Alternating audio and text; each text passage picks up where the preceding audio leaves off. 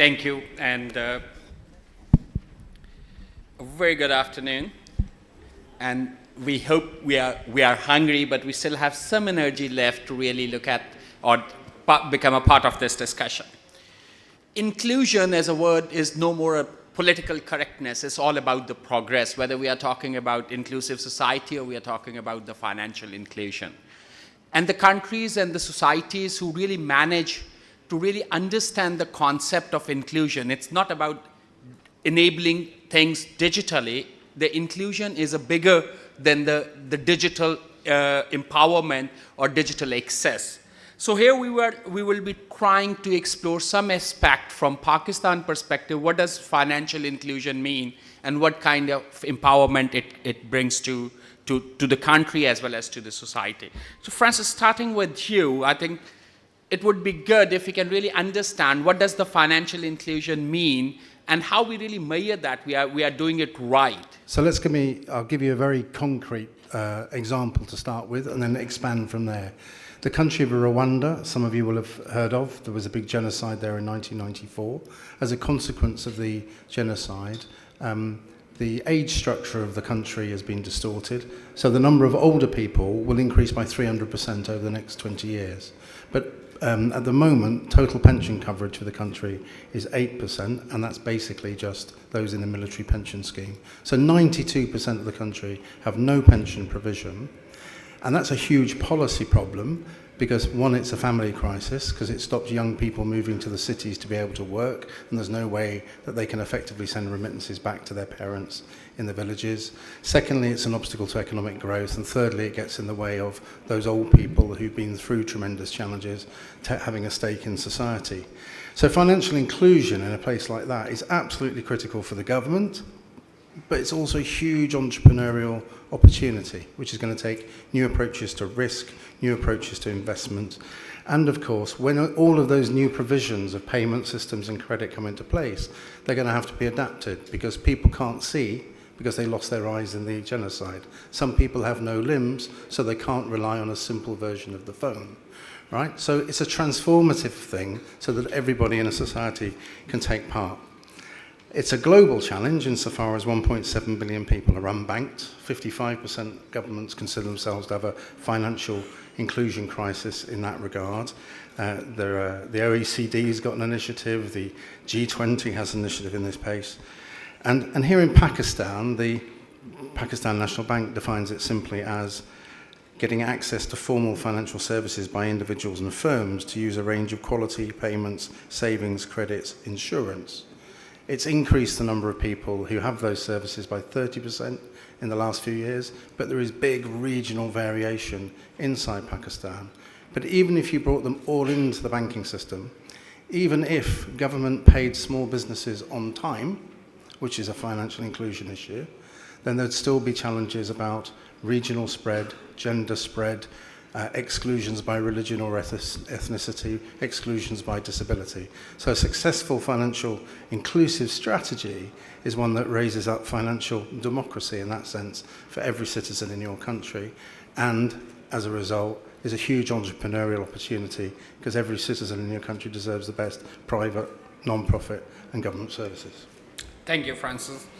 And that's bringing me to the second part. We are talking about people in a very democratic way, how we really bring them or we include them. But let's go to HBL and look at, from your side, HBL is a very large bank, right? And they have got an opportunity side where they can work with a low-risk customer or institutional customer. Why HBL should be focused on the inclusion side and getting a customers which may be a high risk and the KYC is one of a challenge? Assalamu alaikum, and thank you for the question.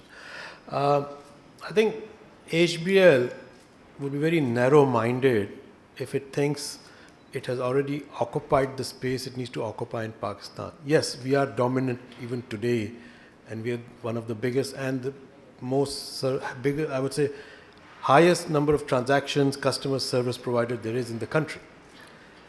But the numbers are in front of you. What was just explained to us.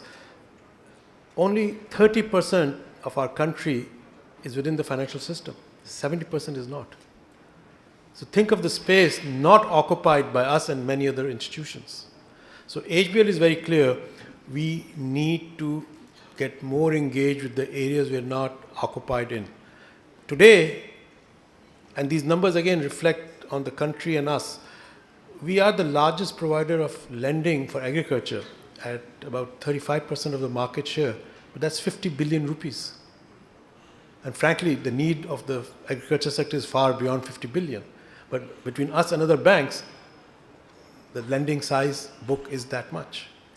In SME, we do dominate even today. We are 17% of the market share. But at 17%, that's about 80 billion or 82 billion rupees of lending we have done from HBL. So imagine us and other organizations, if we were to truly be engaged in these sectors, how much bigger these books could be. So to me, there's a business opportunity, and that's why we need to think about it. Second, it's good for the country. We work in this country. We are part and parcel of this country. Our benefit is what is benefit of this country. If we don't do the right thing for this country, if we are not relevant to the country and the community we do business in, we will never prosper. So that's a strong incentive for us to think about what more to do. And on that, then what is it that you can do about this? We are very clear. Our organization and many other financial institutions have been city-centric. Our model of business, target market, risk management, sales management has been driven by what we understood about the city centers. But this population is not in the city centers. So in HBL, we recognized it. We started working on it 2 years ago. And July this year, we launched a separate subsidiary called Zarai Services Limited. If you've read about it, great. If you're not, I would urge you to go Google it. That institution is not going to be city-centric. It's going to be led by a person who is passionate about this space, who is not a traditional banker. His team is going to be people who are going to be agronomists, people who live and work in the rural areas of Pakistan, who are able to understand how to work in every tahsil and every chak. That's where these people are. That's where the customers are. We have to go there. These are people who are not going to be retail bankers. Nothing about retail bankers. Retail bankers are great people. But most of them will think about a salary program-based lending. Monthly salary aayegi, and we'll lend to the person. A farmer doesn't have a monthly salary. So you need to ensure in your institution and our institution, we all understand how to be more focused in this space by having an organizational push behind it and a clarity that this market is different. It's not about extending today's products and services. It's understanding the difference between a conference in a city and a dera in an urban area versus a rural area. In a dera, it's a very different marketplace. A farmer's marketplace operates totally differently. And how you become part of that ecosystem to sell financial services also to them. Therefore, to us, we are very clear, we are very good at it, we are already very large in it, but we are nowhere near the potential of this market. And to achieve that potential, we have set up the Zarai Foundation, which along with the rest of the bank is going to do much more for agriculture and SME. Thanks. Which I think is the biggest segment for financial inclusion. Now you mentioned gender. Absolutely. So we have a program called HBL NISA. We have been able to generate 1 million accounts for women and women entrepreneurs specifically. And lastly, it's not just about programs for financial products. Jahan Ara is somewhere in the room. I saw her earlier. She's a partner of HBL.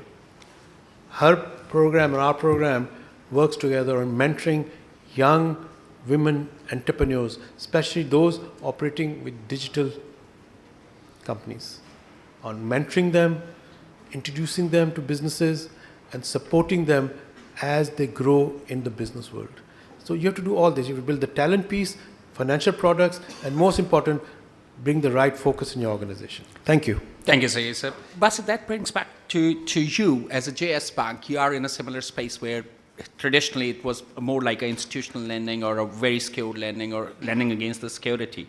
So the new ecosystem which we are looking at from an inclusion perspective, that require a very different mindset, a very different risk appetite, and particularly picking up on the agriculture and moving away from the cities and going to the people which may not be able to provide all the documentation. So how JS Bank is looking at that financial inclusion and these risks and the compliance issue and making sure that the products are available which suits to them, but at the same time, State Bank should not be penalizing you. So I think we have to segment the market. I think when we're, as Saghir was saying, when you look at size comparisons, for example, you're talking about 50 billion agri lending, and I think we're at 12, and I think SMEs we're at 30. So if you look at the book size, HBL being the largest bank, and just us being a mid-sized bank, the book size, when I think about it, it's about, our size is about a third of theirs. But in terms of deposits, that's a 8x jump, right? So there's a lot of people in the middle that need to be doing what should be done. I think we are only as a bank about 15 years old, and given that there's 33% financial inclusion, we felt from day one the place for us, the niche for us, was banking the unbanked or providing financial inclusion to segments of society that may have bank accounts but have not been lent to.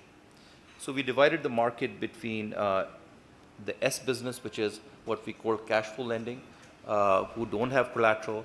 So there's a whole vertical in the bank that looks at the uncollateralized lending. Then there's the SME piece, the agri piece. Then there's the women entrepreneurship lending piece. And then separately is the youth. The youth is also distributed between Gen Z millennial, those living in cities, those that are very computer literate, those that will most likely go to university or have been to university. So that's a different target market we approach through our brand called Zindagi, which has about 4 million customers now. And then there's the piece within the youth that's rural. And then there's the piece which is the freelancer piece. So within that also, once you get into that space, you realize that each of those spaces are also differentiated. And then a lot of them graduate to startups. Now within startups, they're looking for two things. Initially, they're looking for open banking. So they're looking to not build rails, but to use banking as a service, which we provide. And some of them then graduate to, which is lending to equity investments, et cetera, that we do. Yesterday, for example, I was in Islamabad, and we ran a program, we call it the Z Prize. So this was 400 participants. We have 130 campus directors at universities across Pakistan. So about 450 students or groups of students participated for startups, and then we had the regionals, and then yesterday was the final, and a team from NED won the finals with an incubator. So these are college students who've built an incubator based in Pakistan, and we are now funding them. So within each of those spaces, there are many verticals. And like Saghir said, the way we have thought about banking is that it's the retail banker or the commercial banker or the corporate banker. For them to then differentiate each space and their requirements gets very difficult. And then there's always the low-hanging fruit that you can lend to government or the top 50 corporates or top 100 corporates in Pakistan. Once you separate groups of people that have no option but to lend to that individual vertical, only then you will see light at the end of the tunnel. So I think that's very important, and that's how we look at it. Of course, it costs a lot more because you build separate teams, and the environment is volatile, and sometimes government policy is volatile. But nonetheless, that is the future, and that's what we have to aim for. Thank you. And it's bring me to both of you, Saghir and Basir, you have highlighted the 30%, and that's still an improvement from 21 to 30. That's a very big jump. Now it's bring me to Ghazanfar as well as to Jahanzeb. Microfinance bank, they were very specifically set up as a regulatory regime, how we can really create an adaptation for the micro lending or a micro deposit or really going for the inclusion. So Ghazanfar, starting from your side, what are the learning? Why we are still at 30%? Why we are not moving very, very fast? What's stopping people from getting into the system or a financial regimes in these sides? Good morning to everyone. This is an interesting question. If I look back at 2012 when we started Mobilink Bank, the state of financial inclusion as mentioned to us by Governor State Bank was 12%. So today we are at 30%. So we have done something to actually accelerate the pace of financial inclusion.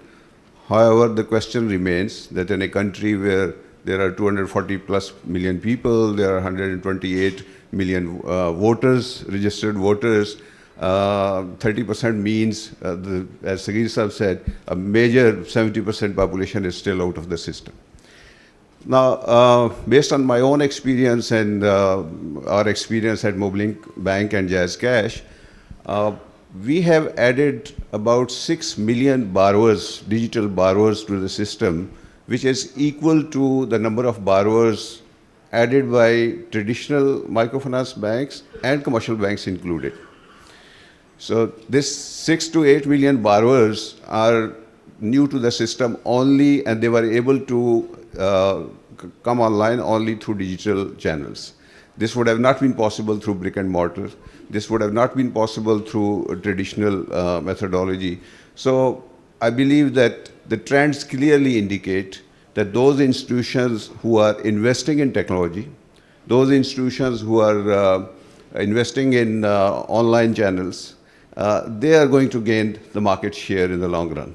And they will contribute in accelerating financial inclusion. Now, financial inclusion does not mean only just opening bank accounts. As we said, 30% people now have those accounts. But access to credit is still about 10%, which is an improvement, as I said, from 3% to 2.5%. But still 90% people cannot access bank credit. So that's a challenge that all of us have. And as I said, I mean, the overall macroeconomic environment also needs to improve. Commercial banks have done exceedingly well in lending to the government and lending to the corporate sector. But when it comes to agriculture, when it comes to SMEs, only 5% of SMEs get financed by banks. 95% of SMEs still depend on family and friends and their own equity. So to my mind, one, and if the policy rate is 22%, lending to retail markets, farmers, and everybody else becomes really challenging.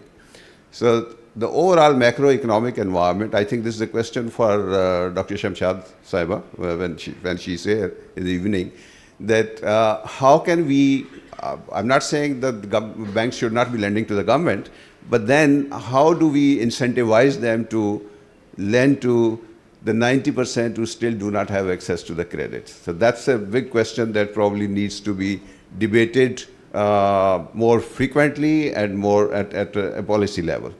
The second thing is, as I said, that digital channels are coming up fast. Again, it's a question of now scaling up. We have established that, yes, it works, and it's now possible to open an account within a minute. And it's also possible to borrow with the click of a button. But now lending is a capital intensive business. And of course, there is a huge risk involved when we go and lend on an unsecured basis.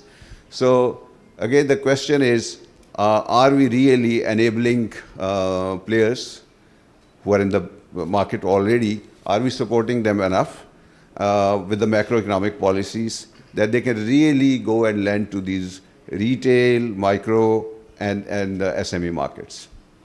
And thank you, Ghazanfar. And I'll come to Jahazeb for the similar question, but I'll add, you are an international organization and you are working in many other countries. So how you compare the financial inclusion drivers in Pakistan, based on you are interacting with them, versus other countries? So what the magic we are missing where the people are not coming, and despite all the technology and access available, they are not converting themselves, let's say 128 million voters, why they are not within the financial system right now? one of the key things that we've spoken in other sessions also is that it's extremely critical for us to get women who represent 50% of the population in Pakistan into the economic fold for the future of Pakistan. And according to recent surveys, there has been a recent uptick in women financial inclusion from under 10% to almost 13%. So we are seeing that uptick recently, and it's going to be critical for us to get that population included, which is very different in some of the other countries that we've seen where we are operating in Central Asian states, as an example. In order to do that, it's important that we as corporate leaders and organizations realize that we need to mirror how our society looks like. So we cannot be where our organizations only have less than 10% women representation and we expect women to walk into a branch network which is predominantly men.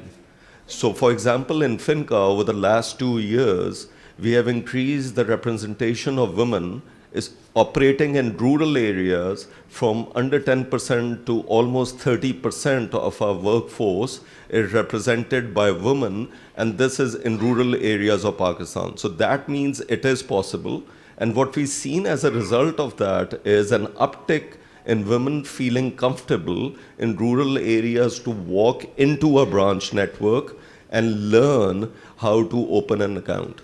In addition to that, like as Anfar mentioned, it's a lot of feet on the ground which is required to bring the excluded population into the formal sector.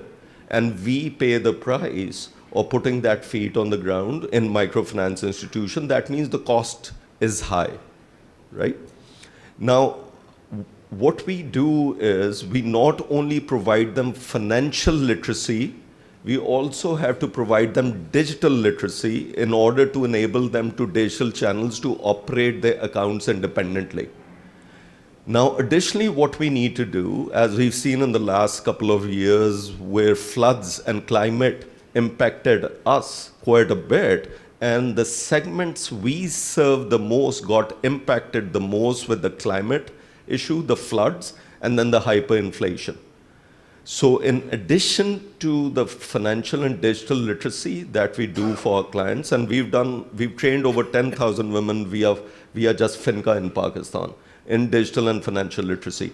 Now we are embedding the climate literacy into our sessions also, because it's critical for them to know how to be savvy about how to deal with the next shock that is going to come, and it's going to be a question of time that's going to hit us. And if we can protect our farmers, our small and medium-sized entrepreneurs, by ensuring they understand what's the importance of insurance and embedding, and we providing embedded insurance into the products to safeguard them against the next shock, then we will be able to safeguard us as institutions against the next shock that is going to happen, and it's a question of time. Thank you, Jansep. Can I just add something to Yeah, that? please. Since you asked what other countries, I've lived in Africa and I still work in Africa. I'm with a bank in Africa on the board. In East Africa, for sure, I think there's far more clarity that this is about doing business. M-Pesa is a business organization and they've been extremely successful, but they've been very helpful in financial inclusion because of the way they ran it as a business. I think we still get confused between this being a social cause versus a business opportunity. As I said, in HBL, we see it as a business opportunity, but that doesn't take away from the fact that it's going to help people, it's going to help financial inclusion and those who most need that help. So there's a social benefit from it. I think we need to run it as businesses in our organizations, and that will put far more impetus and force behind it. No, thank you, Zakir Sahib. It's a very valid concern, I think. A lot of time we confuse the business case with the social cause, so we have to really look at that side. For microfinance bank and the large bank, I'll leave you with the one question and I'll come back to you. So far in a rural Pakistan, the biggest saving mechanism is committees, the women who put together that money, and that's the biggest money and the flow of money or a transaction we say in terms of savings. We haven't seen any product coming out from a banking or a financial system so far really to capture that, to really bring that kind of saving in that financial system. So I'll leave you with that question, and I'll come to Sarah. There are commercial banks sitting there, very, very large, very, very successful, and there's a microfinance bank sitting there. And your organization is still working on the same financial inclusion and empowering people to really get in the financial system. So what is the gap that you are filling in, which these commercial banks and the microfinance banks are unable to do so far? A couple of years ago, together with my Singaporean business partner, we set up a company that has a couple of products for financial institutions that are directed at their customers, individual retail customers. And two of those products are relevant to our today's discussion. One of them is a content for financial literacy, financial education, that is not like your typical financial content, but it's prepared in a light, often funny way, and it can be distributed through social media channels like Instagram, like TikTok. So it changes the way we think about financial education. It can be also served through those channels and in that form. And the second product that we created is a micro investment product. And we started initially with Europe. Now we are focusing more on Singapore and Southeast Asia. And the product is white labeled and allows the customers of the bank or insurance company to start investing with small amounts of money, like, depends on the market, but let's say $15 a month. And the app is extremely simple to use, and it's a good product for first-time investors. Most of our users are young people who are investing for the first time. So these are the two products that are relevant for our discussion. Thank you. Thank you, Sarah. And Michael, coming to you as well. So what gap you are trying to fill? So there's a financial literacy and the content delivery, which is definitely, Jahanzeb picked up on that. This is how much does it cost for people to really understand that. So which area you are picking up from a financial inclusion and empowerment perspective? So I think for me, enabling choice is how you actually get to financial inclusion. I'm a firm believer in partnerships and platforms, and open platforms, that is. And there is a circular wheel that you have to get going in terms of getting that choice enrichment going. And so there is, of course, users that needs to have those services readily available for them. There are banks that actually has to enable and be willing to partner with them. There is a regulatory body that has to offer the right policies, the right national infrastructure. And then again, you've got the fintechs or all the embedded financial players that are then looking for how can I actually leverage financial services inside my ecosystem. I think my esteemed panelist here also mentioned that if you can embed financial services in a, I would want to say, in an invisible way, you can actually empower these SaaS solutions or other solutions out there that are really trying to solve a particular problem in a very specific way. And I think where invisible banking also comes in is where you can actually make, similar to say, setting up a stock inventory or anything like that. Yeah. Technology nowadays enables you to basically embed financial services at the point of need. So it becomes something that is another tool that any platform can leverage in terms of actually trying to solve the needs of their particular segment they're looking for. And because I'm from Denmark, where the Lego bricks was originally invented, I really like this unbundling. So the unbundling of banking is a very interesting phenomenon that's happening nowadays. And if you compare that to your kids playing with Lego, if you throw away the instruction manual, you won't find the same construction done by any kid again and again.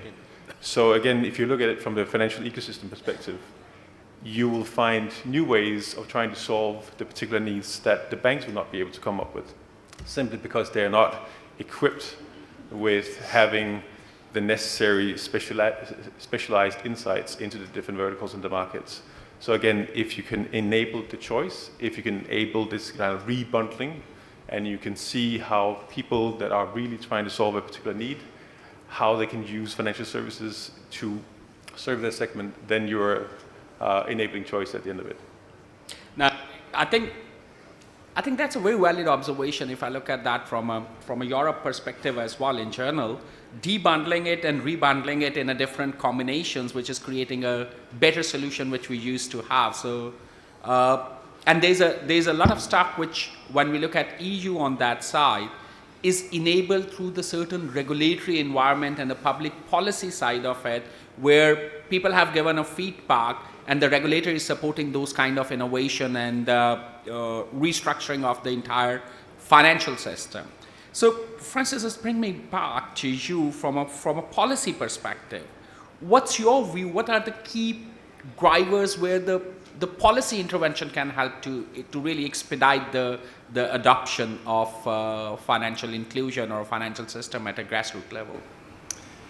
Well, on the one hand, it needs a change in financial regulation, and if your financial regulators are tooled up for consolidated banking, not an unbundled banking, you've got a big problem. But much more important than that, I think there are kind of micro things, and if you take the city versus rural area, in many European countries, that would be the tension between the main capital city and the regions. So what's the variety of legal forms available to entrepreneurs to be able to structure the risks? If there's only one form of legal entity available to you, does that change the way that you pool risk, the kinds of stakeholders you can bring on board, and so on and so forth? And in Rwanda, for example, your women's village savings groups are securitized by the involvement of the local religious leaders and the local mayor, which means that they can then have a product provided to them because there's a pooling of risk across a new form of social institution. So I think the regulators on the one hand have to be a different kind of regulator.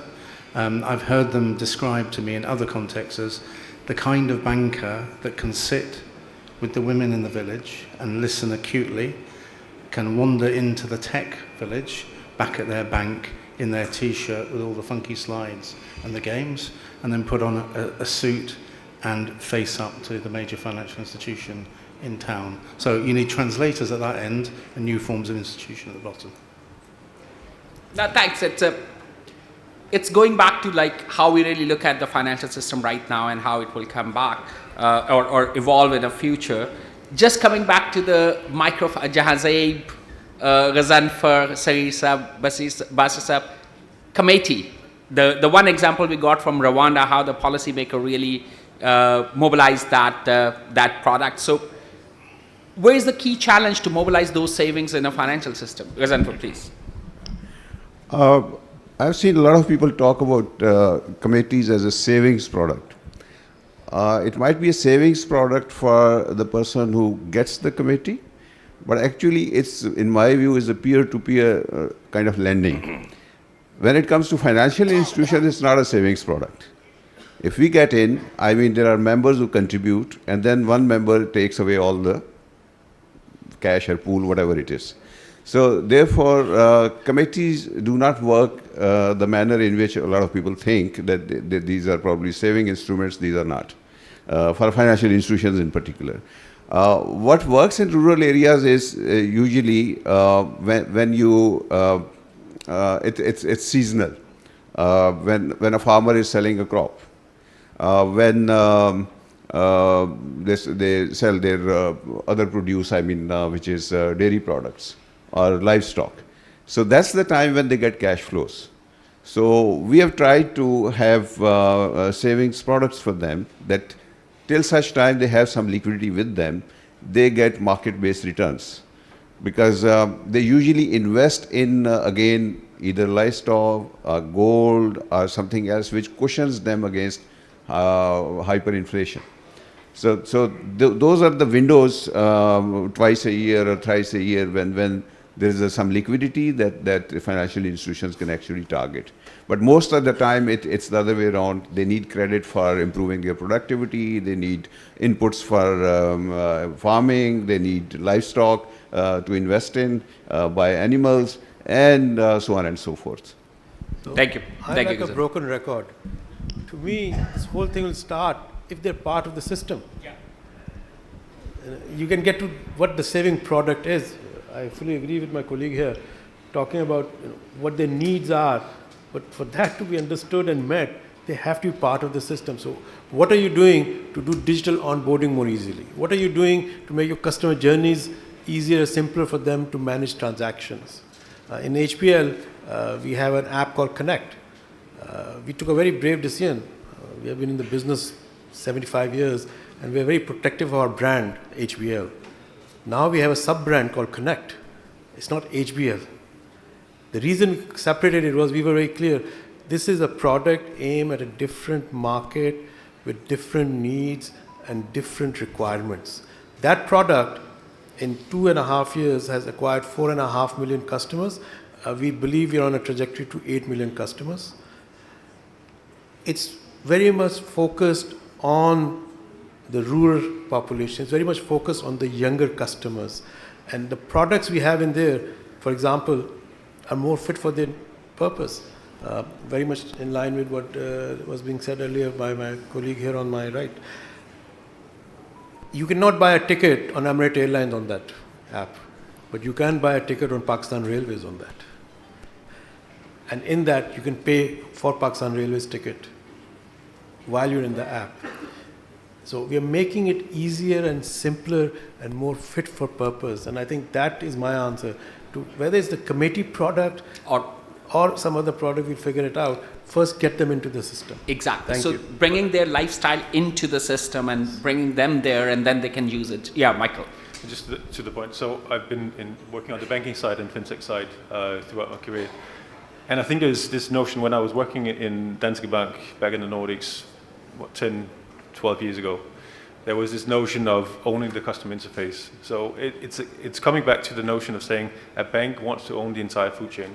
And I think for enabling financial inclusion, you have to unbundle that belief. So as a bank, you should think about how do I own the interaction? And you've got embedded finance, you've got banking as a service coming in as some of those conduits for this. But it's really important that you really understand, okay, it's not about serving a new app. It's not about serving new customers in a new way. You actually have to train your skill sets in terms of partnering and finding the people that are bringing these solutions to the end consumer. And that's where you've got to find choice. You've got to kind of increase the financial inclusion. Yeah, and if I can add one more thing, and with due respect to all my fintech colleagues in the room, and I'm quite sure there are a lot of them, so don't take your darts out yet. In Pakistan, digital is important. It's definitely a tool, but a country where 30% of your economy is cash, you got to deal with cash also. You got to create the capability. So your capabilities have to be digital and non-digital. So in HBL, we handle 10 trillion rupees of cash and it's still growing. So to me, to serve our communities in the urban but also the rural areas, we will need to have capabilities to manage cash, handle cash on behalf of our customers if we want them to come into the ecosystem. So I think I'll come to that one again. Can when I we are talking about, yeah, please. I just want to add, I think this is the reality of Pakistan, as Kees have said. Cash, unfortunately, the circulation is growing. And again, anything that can solve this issue is digital channels. More and more people getting on board, doing transactions online, having digital accounts. That's the long-term answer to actually replacing cash. But it's not just digital channels, it's again, it goes to the policy level. Yeah. How do we incentivize or disincentivize use of cash? But the only alternative is that we need to bring people into the system and either incentivize them or force them or create an environment where cash transactions are discouraged. If you look globally, I think where the cash was discouraged, there were 3 or 4 key elements. There's a financial literacy, which is happening right now, so people know what's available. Then the trust on that system, that was an important part. The taxation system, which basically support that area where the documentation come into place. But the 4th element, which we have seen, is the regulatory regime and implementation of those one, like the consumer protection and deposit protection. All those regulations were there and they were implemented in a very expedited way to create that trust environment. So if you look at the Pakistan environment and the cash, Jahazeb, you want to make a comment there? Before giving it to Jahazeb, I just want to make one additional comment. I sometimes wonder whether policy makers, what are they up to? you impose tax on cash transactions in banks, but there's no tax on people dealing Physical in cash, yeah. and no other measures in place to actually discourage them. So if they come to banks, then they get taxed. So whether you are actually promoting cash transactions in the market or what do you want to do, I mean, this is something that we need to get an answer from policymakers.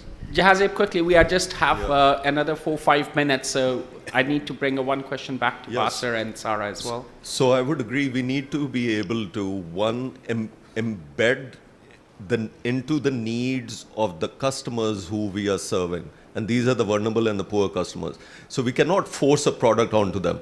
You remember, these are the customers, for them, Maslow's hierarchy means the most. It's food, it's education, it's medical needs, right? And then, once they have the cash flow, right, then they have to save for emergencies, which ends up using for consumption versus productive use, right? So therefore, we have to look at the entire ecosystem of being able to provide to their needs, and that is where we have an opportunity of building on that ecosystem within the microfinance industry and the banking industry to figure out how we can embed education, healthcare, and enable them to come into the system where it meets their needs. That's number one. On secondly, we do firmly believe that yes, digital channels are extremely critical, but we are at a stage for this segment where a tech touch strategy is required at this stage in order to get them onboarded onto the digital channels. But for the longer term of Pakistan, it's going to be critical that we reduce the cost of those transactions, and the policymakers are able to incentivize digital transaction. I'll give you an example which actually this hall will recognize, right? There was a recent policy around reducing the tax on items if you pay by credit card, right, at restaurants. And certainly everybody has adopted paying by credit card because they see a reduction of 10% in taxes on restaurants. And why cannot we do this for the folks who are the most vulnerable in the population? And that will show the seriousness of that, if we can do that at a policy level. Now, very valid observation, and I think that's bring us to the kind of things where we are struggling more is like Ghazanfar picked up that the people bringing cash to bank will be penalized, but they are keeping at their home and doing a transaction, they will not. I think there's a bigger area as well when we are looking at the financial inclusion. We are looking more on a payment and the product side, but if you look at the e-commerce and if you look at the freelancers, if you look at the TikTok, the people who are doing that, so this financial inclusion, how they can really use that payment system has created a different kind of employability for them and access to the money on that side. One area where from a risk appetite perspective, and that's, I always have that issue with the banks and I have a similar issue with the government as well. Still the government tender, which normally the governments are supposed to really incentivize the certain adoption. The government tenders still require that kind of securities and the history where the startups are not eligible even to apply for those tenders if we are looking at that side. So from a financial inclusion perspective, I think there's a lot of stuff where the governments have to look at the PEPRA rule, and that's the second thing when we look at the risk appetite and the risk practices within the banks, they still want to go with a very known KYC and the cash flows or something which they can see. So taking a bet which is a very high risk, that's still out there. One area which was highlighted within the audience is having a common KYC platform and the credit rating side of it, the small initiatives which can really help everybody to use a common data. So any question from the audience if we can pick up that? Yeah. Under which the 14 banks in Pakistan got the branchless banking license. And then PTA also issued a license, third-party service provider license, under which a company called Virtual Remittance Gateway Pakistan Private Limited installed a switch which connected all the mobile operators to all the branchless banking banks, so 13 out of 14 banks. And the reason I addressed the question to these three gentlemen is because their banks are connected to that platform, JS Bank, Habib Bank, and Jazz Cash. So my question is, 8 million accounts have been opened so far, and 72 billion plus transactions have been carried out since the time I last checked. And World Economic Forum declared Pakistan as one of the lighthouse countries because of this phenomenal step towards financial inclusion. But what's your question? The question is, what has your experience been in terms of opening of the accounts through this channel in your banks? And did you experience any hurdles in the opening of accounts? Has the response been great for you or not? So using a third-party service provider. So, I think we are one of the largest users of the VRG platform. The VRG platform is for a feature phone, which for our digital platform, Zindagi, because that targets a different customer. I mean, the primary customer base is urban and semi-urban youth, but there are still customers on there who use a feature phone where VRG is very useful. So that is there, and I think I'm sure HPL Connect must be using them also. So I think as the market moves to a full smartphone market, because there's still large parts of rural Pakistan which does not have 3G connectivity or 4G connectivity. So that feature phone is the only option, even if they could afford a cheaper smartphone. So if I pick up on the government side and the policy side again, so if there's a regulatory regime which can be more inclusive and there's an integration of the multiple systems like what Sarah was saying, and somebody working on a literacy side and somebody working on the unbundling, and people are working together, that's the way we see where we can create that access and empowerment route going forward. So thank you very much, gentlemen. I think we are just running out of time, and I would like to thank the yeah, please, if you have a question. Yeah. Just a last question we are taking, but we will be interacting at lunchtime. Hello, my name is Asif Jafri, founder and CEO of Kistway, a specialized platform for smartphone financing. So, we are saying that the financial inclusion is at 30%, but on the credit side, as we discussed, there are only 1.5 million credit cards. And that number is almost the same for last 10 years, where I recently, read the report of State Bank where the digital transaction is about to surpass the cash withdrawals in the country. So why, first question is that, why there is no increase in the credit cards, number of credit cards that has been 1.5 million for last many, many years. And secondly, our banks are open to use any third-party data for the credit analysis for the segment that they are not serving, or So yeah, so we have 191 million subscribers. That means the telco data exists there, the usage is there, and a lot of data points are there. Are they not credible enough, or they're not good enough to take some kind of? So your question is, number one, why the credit card are stagnant in terms of growth, and number two, there is a data stream which are available which can be accessible, right? I can answer the telco part, and that is. And Sagir Sahib, if you can pick the other side as well. So as I said, we have added 6 million borrowers to the system digitally. And that's the largest number of borrowers that has ever been included in the system. So the new players are making effort. As far as commercial banks are concerned, Yes Bank, and then Shamsi Sahib can answer better, and Sagir Sahib. But I think we need to look at the overall environment also. At this point in time, honestly, there is no incentive for banks. You can't blame banks for that. Anybody who is looking at the risk management function in a bank, why would he want to lend to consumers or SMEs or anybody else who has a risk, and why not to lend it to the government, which is a happy borrower all the time? So 70% funds go to the government T-bills.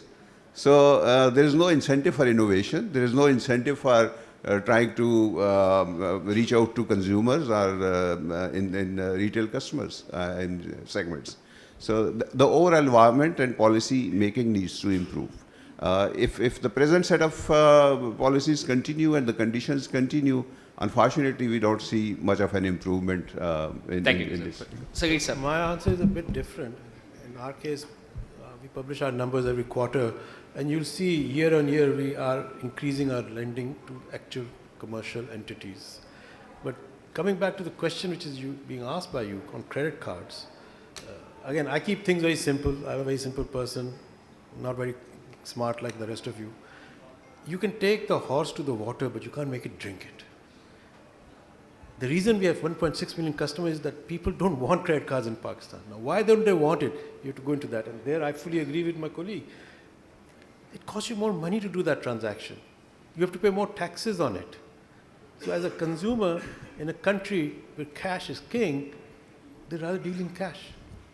So banks can do whatever they want, and we do. We happen to have the largest card portfolio, by the way. We and one other bank compete head on. We both have 30% market share in cards. But at 30%, we only have a couple 100,000 cards. We should be having millions of cards. We aspire to have millions of cards. We have 6 million debit cards, but we have about 350,000 credit cards. And at 350,000, we are 30% of the market. Thank you. So it has to do with the consumer and their needs, and there, I think, policy discussions. Thank you, Sagir sir. Thank you. And I think the cost of digital transfer, and that's one thing which we have seen in a micro or SME sector, the people don't charge the card or they don't have a machine, they just ask transfer digitally, Jazz Cash Card, the Easy Paisa or something like that. So that's how they are doing it, it's cheaper. So thank you very much once again. Financial inclusion, again, it's not a one side where only the financial institution or the people who are working on a literacy side have to work on, or the people who are working on a policy side.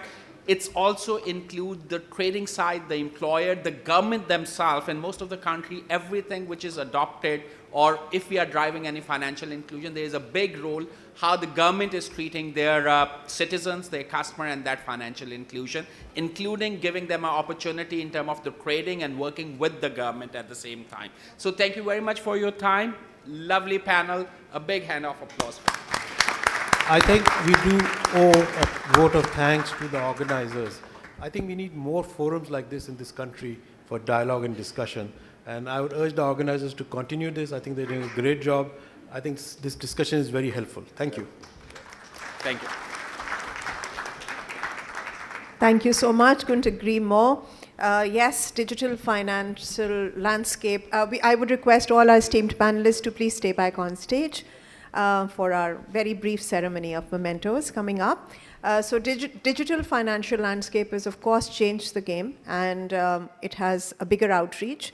But as I think Janzeb mentioned about Maslow's hierarchy, so I think for a perfect, robust ecosystem, we need to be looking at other parameters also to make it workable and sustainable, and you know, everybody's been talking about long term. So yeah, for long term, we would need a very robust system, and we would be needing to consider all these points. And yes, we can't agree more.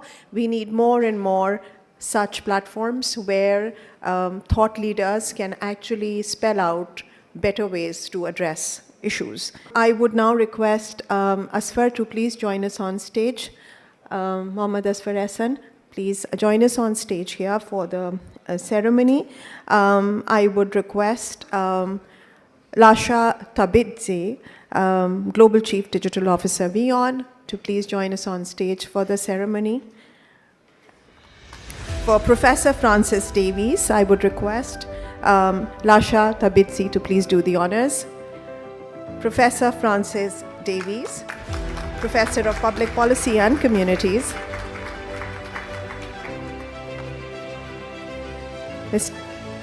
Mr. Sagir Mufti,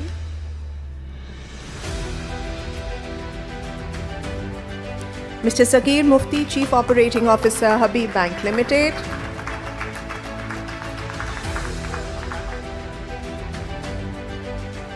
Mr. Basir Shamsi, President, CEO, JS Bank Limited. Mr. Michael Hartman, Founding Partner, RH Consulting. Mr. Michael Hartman, Founding Partner, RH Consulting. I would also request Mr. Asif Bilwani, Director Marketing, Bonanza, to please join us on stage. Thank you, sir. We've really been enjoying your gifts.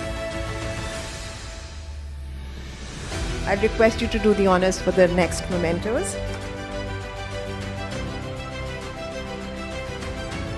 Sara Kozlinska, co-founder and board member, Limitless.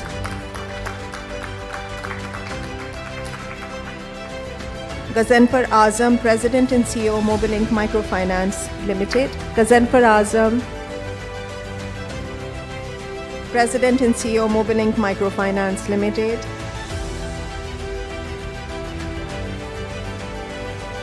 and Jazeb Khan, Chief Executive Officer, Finca Microfinance Bank Limited.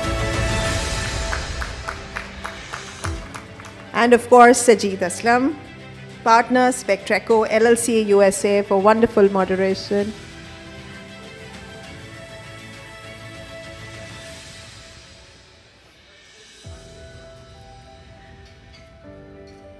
Can we have everyone for the photo, please, now? A very, very sumptuous lunch is served outside, but we request you all to be back in the hall at 1:55 sharp. We have two very tightly packed but brilliantly dynamic sessions coming up. So 1:55 is your cutoff time. I would like to see everybody back in the hall by 1:55 for the group photo. If Rabia, you could join us, please. Thank you.